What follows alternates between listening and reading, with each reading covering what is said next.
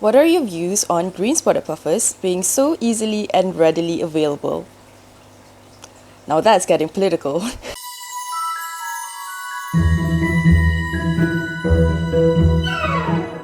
Hey, it's your local fish keeper Sabrina. Fish keeping can all be sunshine and rainbows. Sometimes things happen, and unfortunately, currently I have two wounded green-spotted puffers in my hands. So Artemis and Ness, my green-spotted puffers, and Orion, my Topaz pufferfish or Ceylon pufferfish, used to live in a tank together for a year.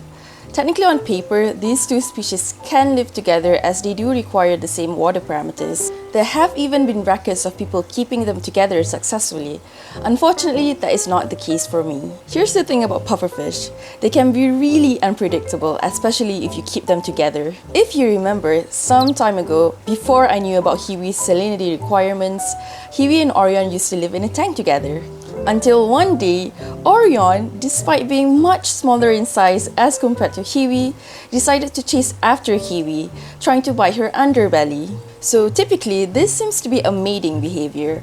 I then had to move Orion to timeout before moving him in with Artemis and Ness.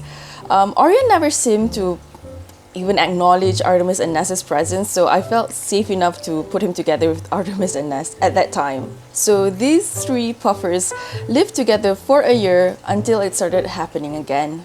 Thank goodness it happened while I was present, and God knows I rushed immediately when I heard splashing in the background. But unfortunately, I wasn't fast enough. Artemis and Ness, being much smaller in size compared to Orion, did not live without any marks like Hiwi did.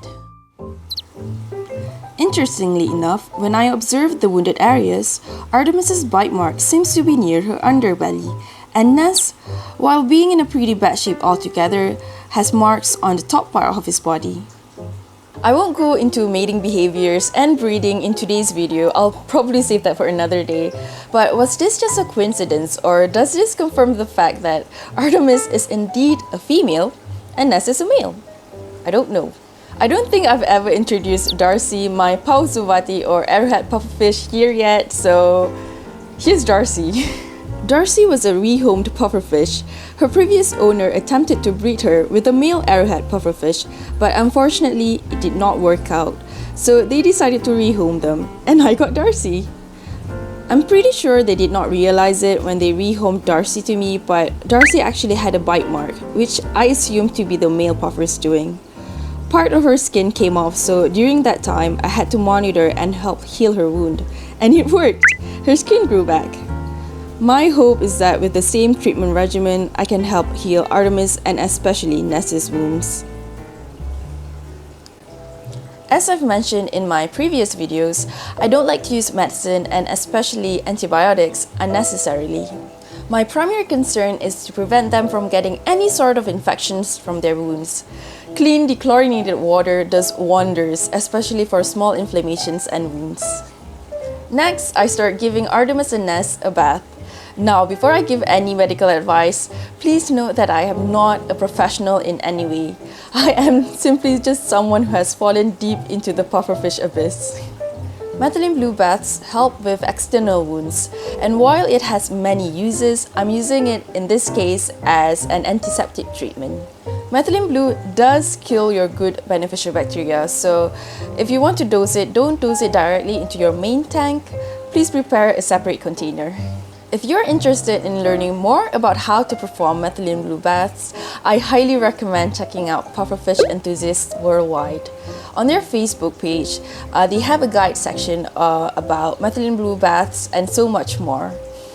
Psst, I'm also there. Something extra that I added in this time around is acrylflavin. I'm using Antilab's Disease Solve, which contains both acrylflavin and methylene blue. And in this case, I'm also using acrylflavin as an antiseptic treatment.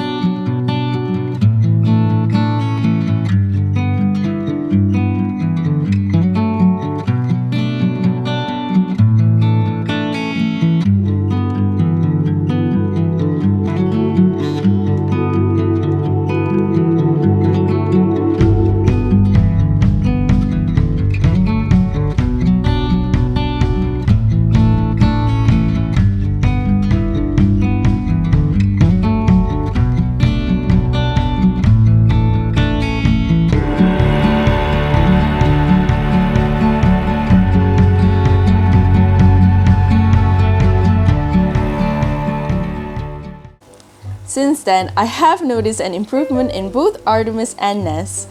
Even when they first got attacked by Orion, thankfully their activity and appetite level remained the same. Ness specifically was bleeding a little initially, but since then his bleeding has stopped. As for now, they have not fully recovered yet, but I am doing my very best to care for them. At this point of the video, you might be wondering, so what happened to Orion? Well, glad you asked. Orion is currently in this tank alone. Fortunately, he has calmed down since then. It seems like this will be his temporary tank for the time being. So, expect a salty escape? I hope Artemis and Ness recover soon and for Orion to behave more like a good boy. But in the end, it's not his fault, it's my fault. If you would like to see more content, feel free to like, share and subscribe. And especially, please comment down below as I would love to hear your thoughts and read your comments. Until then, see you next time!